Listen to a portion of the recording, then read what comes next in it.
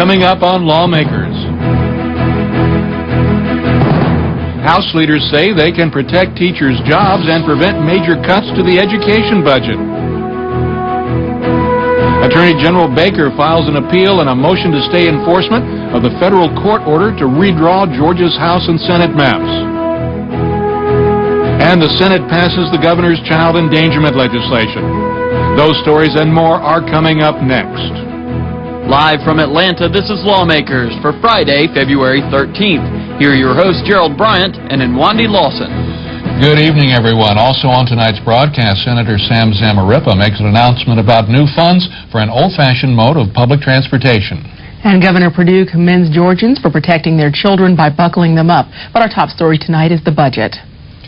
House Democratic leaders say they have found enough money to restore $271 million in recommended cuts to the education budget.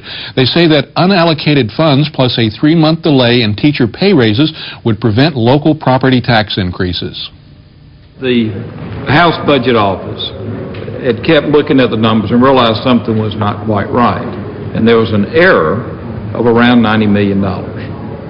If we take the $90 million, roll it over, which frees up another 90 next year. Added together, that's $180 million. If you roll that forward and delay the raises by a mere 3 months, you can pick up enough money to do these things. And as Representative Porter said, you can save up to 5,000 experienced teachers' jobs across the state, or 7,000 new teachers' jobs across the state. You can also put us in a situation where the local school boards will not have to raise property taxes like they were telling us in our listening sessions they were going to have to do should the governor's budget proposals go through. We felt like putting more money in classroom instructions and also protecting the health care coverage of state employees and teachers and others was the thing to do, and in likelihood the governor's proposal would have been an unfunded mandate as it relates to property tax increases. The House Democrats say their plan would also include delaying a proposed 2% raise for state employees, but would prevent state worker furloughs. Governor Perdue was not available for comment on the House Budget Committee plan. The governor's press secretary, while not commenting on how any new money should be allocated, said today's announcement was good news. Well, I think we can't really speak about specifics at this time. We're going to wait for the Democrats and the House to send forward their budget. With regard to the actual funds, this is great news. We're operating in very tight fiscal times. The budget's very tight. We have a lot of demands on the state right now for resources that have been very hard to allocate. So every penny helps, and this is apparently a lot of pennies.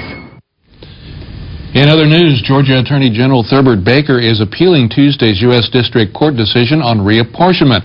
A 3-judge federal panel ruled that state House and Senate districts must be redrawn by March the 1st. Governor Sonny Perdue asked Baker not to appeal. Today, the Attorney General sent the governor a letter, saying in part, quote, I am today filing a notice of appeal and a motion to stay the enforcement of the judgment. This will permit the United States Supreme Court an opportunity to determine whether these important issues warrant review. The filing of this appeal does not prevent in any way the General Assembly from drawing and passing new maps, end of quote. House Democratic leaders had requested an appeal but will continue redrawing maps to comply with the court order. Let's make something perfectly clear. 3 federal judges told us to prepare a plan. We're going to prepare a plan. Of course, it'd be nice if the courts would stay so we could do a much better job. But we're not going to defy the federal court. This particular 3-judge panel made that ruling that they made. It's not consistent with what we understood the law was at the time that we did the redistricting. As a consequence of that, we think, because not only Georgia is involved, but if this kind of ruling stands, while it may not technically affect other states, as a practical matter, it will have an effect on other states. And we think that the Supreme Court in Washington ought to make that final decision. Governor Perdue's press secretary responded to the announcement that the redistricting order will be appealed. Loretta Lepore said the governor stands by his position that it's time to stop the appeals process and start drawing maps. The governor has said repeatedly that he did not want this to go any further, that he wanted the legislature to be able to comply with what the court ruled and go ahead and redraw those maps and do it in a timely fashion. The court's given the deadline of March 1st, and that's what he wanted to do. He's asked that this not be a partisan thing. He's asked Secretary Cox and the Attorney General not to file the appeal, not to waste the taxpayers' money, but to get down to business, and they've obviously decided not to do that. So now it's a waiting game, I guess, again. We'll have more about reapportionment later in our broadcast. Meanwhile, Governor Perdue's child endangerment bill passed the Senate today by a unanimous vote. The bill would make it a felony to cause even indirect injury to a child through willful, wanton, or reckless disregard. It's a wonderfully either nonpartisan or bipartisan attempt to protect children. This issue has been championed by the Lieutenant Governor for at least 3 years. The senator from the 12th, one of the most able-bodied lawyers I know, has worked on this bill, I can't tell you how much.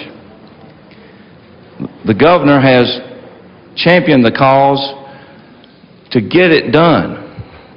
This bill simply sets out that a criminal negligence statute for not taking care of children. The new part of this bill makes it a crime to attempt or to manufacture methamphetamine in the presence of a child. This bill has been fine-tuned so much that the guitar strings are about to break. And we have fine-tuned it and fine-tuned it over and over again till they're literally going to pop. The bill is ready for passage. We don't need any more fine-tuning to it. It has seen enough over the last 3 years. On the passage of Senate Bill 467 by substitute, the yeas are 47 and the nays are 0. This bill, having received the requisite constitutional majority, is therefore passed. Members of the Senate, I very much appreciate your support on this issue. All of us should be proud of this bill. This bill includes leadership from the Senate of the 50th and 51st on the methamphetamine issue. It includes the leadership of our President Pro Tem on the sexual abuse of minors issue. And it includes the leadership of all of you standing up for the children of Georgia to make sure that we lead this nation, that we're never last in this nation. And we don't want to be last in the protection of our children. And working together, we've sent a strong message today to our friends in the House that this is the year to pass child protection, child endangerment legislation. And I appreciate all of your support, as well as support of Governor Perdue. Thank you. Lieutenant Governor Taylor had backed a child endangerment bill that passed the Senate last year but not the House. Senate Bill 467 today passed the Senate without a dissenting vote and goes to the House. Governor Perdue was quick to react, releasing a statement saying one of the hallmarks of this session should be child protection legislation becoming law in the state of Georgia. The time is now to help protect our children from drug addicts, kidnappers, and reckless caregivers. The governor also urged the House Judiciary Committee to take immediate action on the bill and get it to the full House for a vote. This morning, Senator Sam Zamarripa announced legislation to support statewide streetcar initiatives.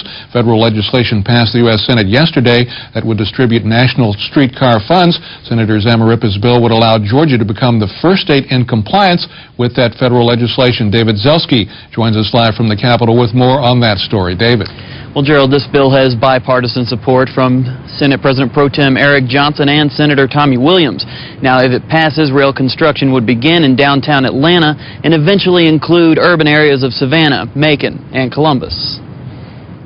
We are anticipating that this program could be available as early as 2005, and our legislation will permit Georgia to compete for these federal funds, which will fund up to $15 million per project. So this is no small announcement. The streetcars seem to be very appealing in that they're pollution-free and they're quiet, so they can address the transportation needs of an area, but do it in a manner that's going to fit in with the environment. Atlanta Streetcar Incorporated, a private nonprofit organization, would begin the project by restoring the Peachtree Corridor. But Senator Zamarripa says the extent of this project, at least in the metro Atlanta area, could reach beyond city limits. The initial definitions of the program focus on areas that are undergoing redevelopment. So I think on some level that confines it for the most part to areas that have a great amount of density. But I could see this program easily expanding to Lawrenceville, to Stone Mountain and other areas. This type of project is a public-private partnership, and it's going to require people from both sides to work together to make this a reality. Now, Atlanta Streetcar is working with the Atlanta Regional Commission and MARTA about beginning these plans. Reporting live, I'm David Zelski for Lawmakers. Thank you very much, David.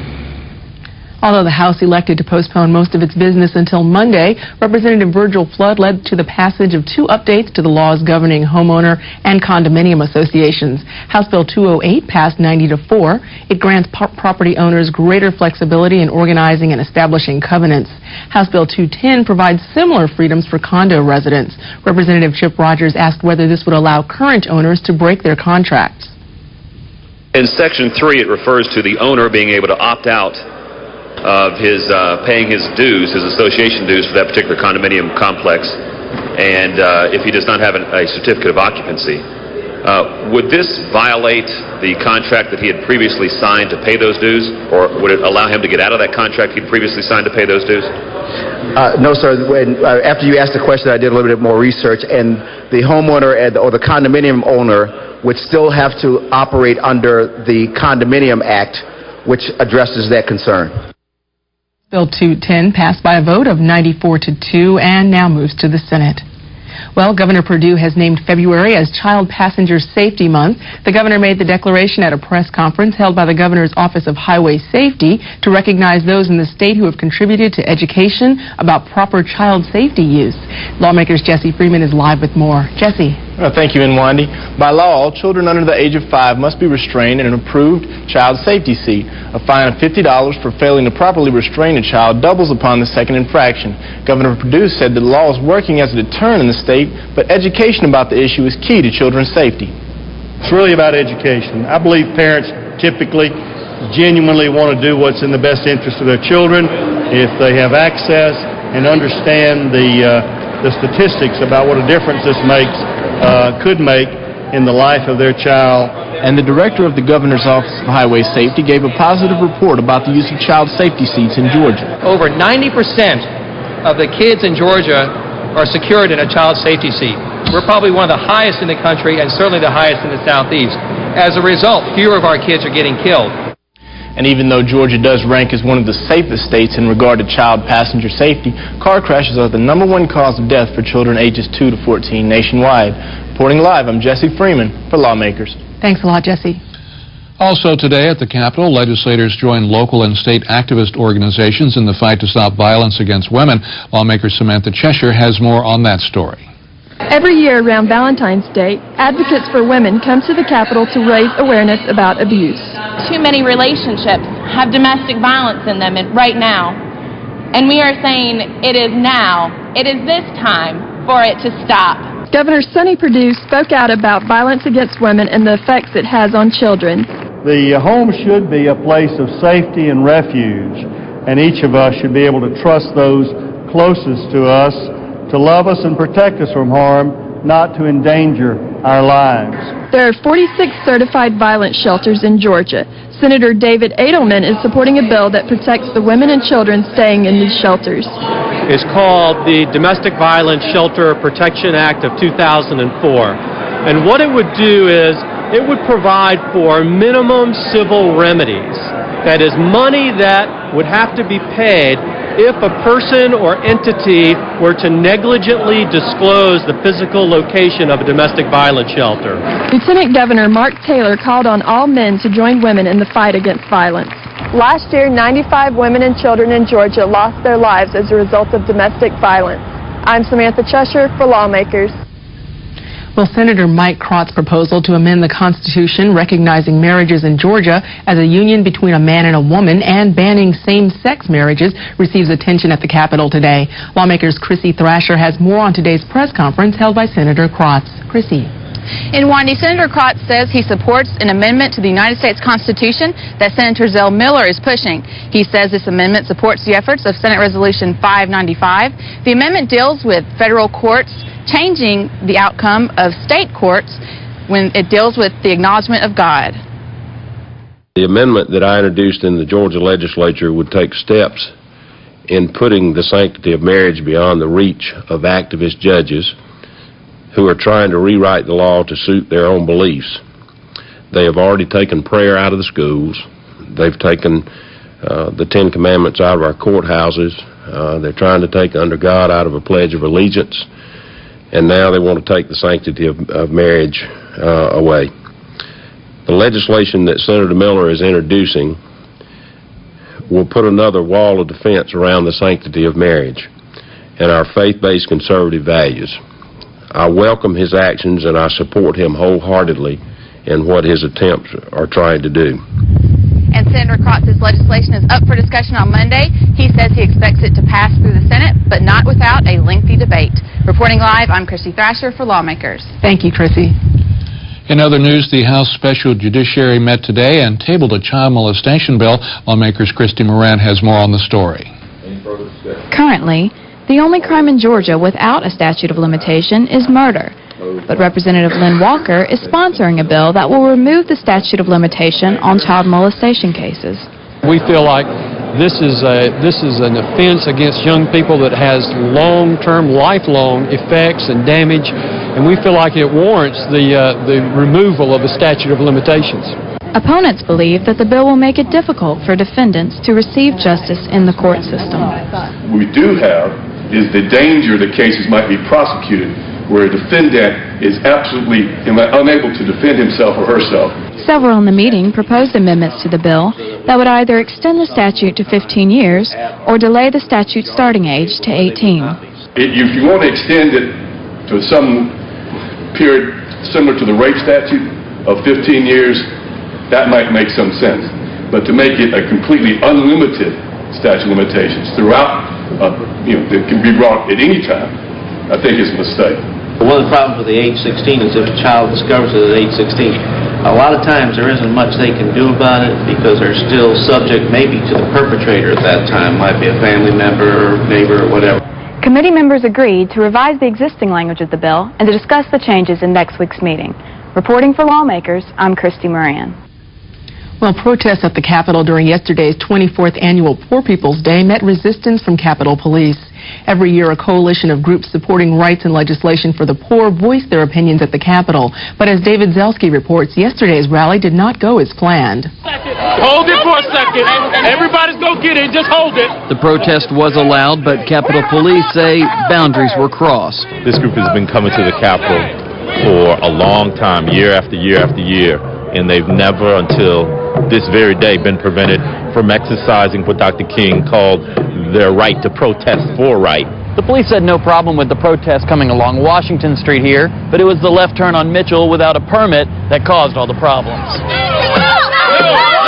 It's our right as a citizen to demand that we have equal rights and be able to see our legislators, whether we're homeless or whether we live in the Taj Mahal. We have that right. And today, our rights were being violated. The police say they do not allow organized groups to walk around Capitol streets without a permit. They added that flag protesters who marched around the Capitol last year were allowed because they had gotten a permit. But this is our Capitol! Both sides of the argument eventually agreed on a method for members of the group to talk with their legislators. Thank goodness we have one officer who knows us. He's been with us most of those 24 years, who understood the struggle that we faced. And it was because of his efforts that we got in. This morning, Senator Vincent Fort gave a point of personal privilege about his concerns for yesterday's events. When people come down here fighting for what they believe in, whether it's for the poor and working families or whomever else, they ought to be treated humanely and treated in a way that we would all like. For Lawmakers, I'm David Zelski. Well, the federal court decision overturning Georgia House and Senate districts was the talk of the Capitol most of the week, and it's the subject of discussion on Sunday's Georgia Week in Review on GPB. Susan Hoffman's guests are Acting Democratic Party Chairman Bobby Kahn and Senate Reapportionment Chairman Tom Price. The Decision Act ruled on the law of Georgia, and I think it's the obligation of the state to appeal it. And this has already gone up once under a different circumstance in D.C. The D.C. court ruled against some Senate districts, and the Supreme Court basically overruled that. And I anticipate this one should go up, and the same thing will happen. There were 5 issues in this case, and they only ruled against the state on one of them, and it dealt with the issue of deviations. And that issue affects 24 other states. And this court was making new law, basically, or interpreting new law, and it affects 24 other states, and that's typically something the Supreme Court will end up sorting out. In fact, this wasn't Georgia law. This is the United States Constitution. It's the one person, one vote provision. It says that everybody's vote ought to count exactly the same.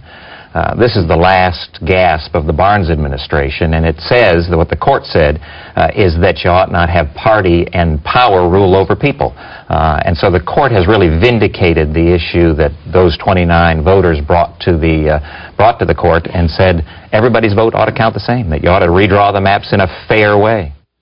For more of that discussion, be sure and tune in to the Georgia Week in Review program on Sunday, February 15th at 1 p.m. here on Georgia Public Broadcasting. Well, in other news, a group of educators has decided to retain the term evolution in the state science curriculum. At the end of a 3-hour meeting last night, the teacher team elected to adhere to the national science standards. State School Superintendent Kathy Cox, who came under attack after suggesting that evolution should be removed from the new curriculum, said she's reviewed the draft and will place it on the Department of Education website before it's voted on by the State Board of Education February 19th. The entire proposed curriculum can be viewed on the internet at www.gadoe.org. Well, also this week, the General Assembly addressed an additional sales tax for Atlanta, restrictions on who can permit a minor to have an abortion, and regulations for payday lenders. Here's a look back at the business of this week. On Monday, the city of Atlanta cleared another hurdle in the quest to add a 1-cent sales tax to help fix the city's sewers. But the passage of a Senate substitute to House Bill 709 put some Atlanta senators at odds over an exemption for car dealerships. Many of the people that I represent do not own cars, will not buy a car, but they will pay for those small ticket items. So we should not protect the big ticket buyers at the expense of the little people. What we're trying to do is to protect 6 remaining car dealers in the city of Atlanta. And the notion that we don't care about poor people offends me. Continuing problem. The Senate Judiciary Committee unanimously passed Governor Sonny Perdue's child endangerment bill. The measure would make the 3rd charge of child cruelty a felony. If adopted, Georgia will become the final state to adopt a child endangerment felony statute. Tuesday, a federal panel overturned Georgia's redistricting maps, saying they violate the one-man, one-vote rule. Governor Sonny Perdue and Republican leadership hailed the decision as an opportunity to reunite the state, while Democrats began developing a plan to meet the March 1st deadline. Georgia Equality staged its 2nd rally this year at the Capitol in opposition to a Senate resolution banning gay marriage. The Senate agreed to consolidate oversight of pre-K, daycare, and other early childhood education functions in the Right from the Start Office of Early Care and Education. Senate Bill 456 passed without opposition and moved to the House. Wednesday was a committee day at the Capitol.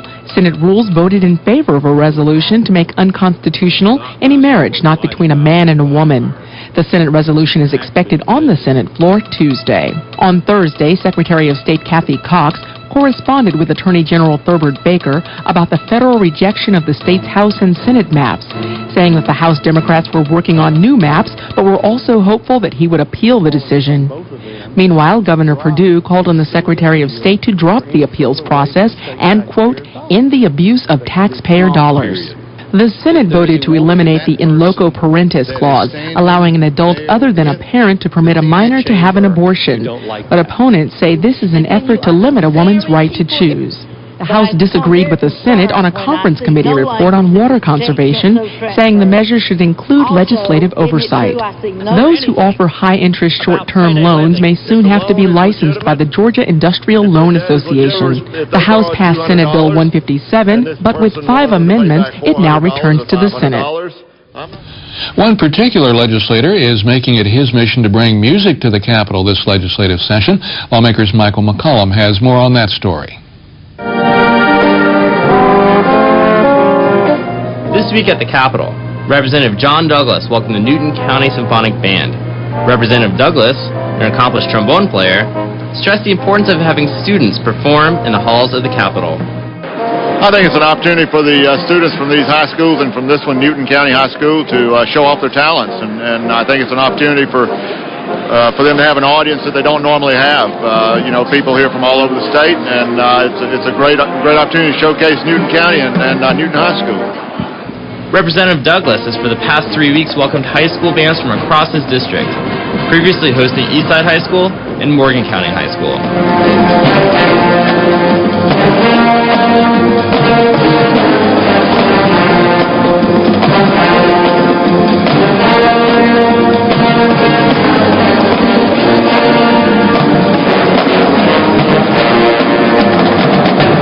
This was just something that I wanted to do. I'm an old bandsman myself, played in high school and college, and I wanted to show off the talent.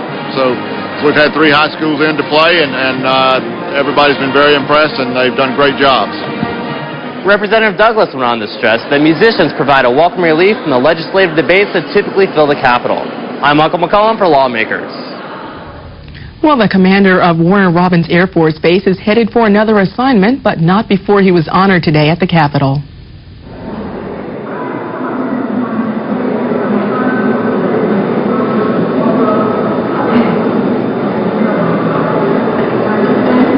I could just speak on behalf of all the commanders. Thank you all for what you do for our young men and women, our soldiers, our sailors, our airmen, and our Marines each and every day. God bless you.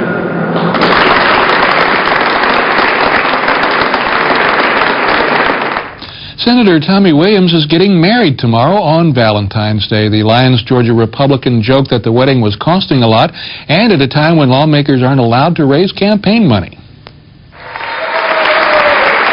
Thank you. If you weren't in session, I'd probably just turn it into a fundraiser down there. But I'm married to a great girl. I really enjoy this body, and it's been every now and then I have to pinch myself just to realize that I'm actually serving here, and I'm really grateful for the friendships I've made here, and I really appreciate you doing this for me today. Thank you very much. Senator Williams' bride-to-be is Stephanie Durrance, and we wish them well. Looking ahead to next week, coming up on Lawmakers, the resolution that would amend Georgia's Constitution to effectively ban gay marriage will be debated on the Senate floor. We'll have those stories and all the latest from Under the Gold Dome at 7. Just another reminder for those of you with access to the Internet, you can watch Lawmakers online. Just visit our website at www.gpb.org. Lawmakers is streamed live, then archived on our site every night we're on the air. Stay tuned for Georgia Business Report. That program is next here on Georgia Public Broadcasting. And that's our broadcast for the 17th day of the Georgia General Assembly. Thanks for joining us. I'm Inwandi Lawson. And I'm Gerald Bryan. For everyone here at Lawmakers, have a great weekend. Good night.